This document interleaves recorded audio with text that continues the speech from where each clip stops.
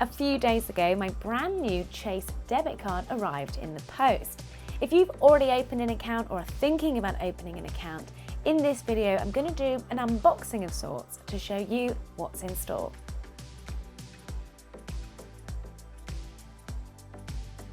Before we get stuck in, I thought I'd just give you a little bit of background on Chase.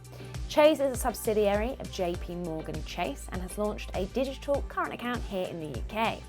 The app is free to set up and manage and comes with all the usual specs we would expect from a digital challenger, like budgeting and savings tools, categorized spending and spending insights, as well as fee-free spending abroad.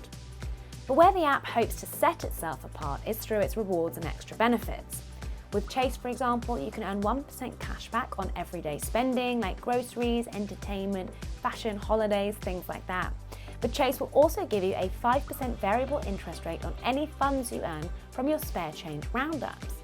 It is worth noting, however, that Chase has launched with limited functionality.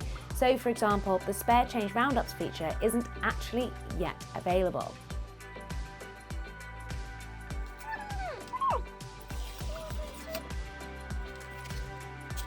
Inside the blue envelope, you'll find this Chase branded booklet.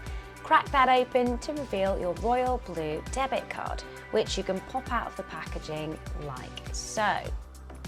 What sets Chase apart is that it has a numberless debit card, which means none of your card details actually feature on the card itself.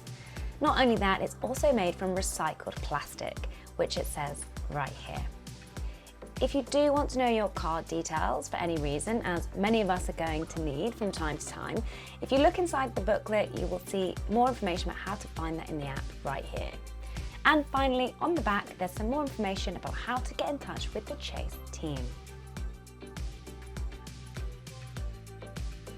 Information on Chase, you can either check out our full video review by clicking the link in the description below, or click this link here to read our full review on our finder.com page.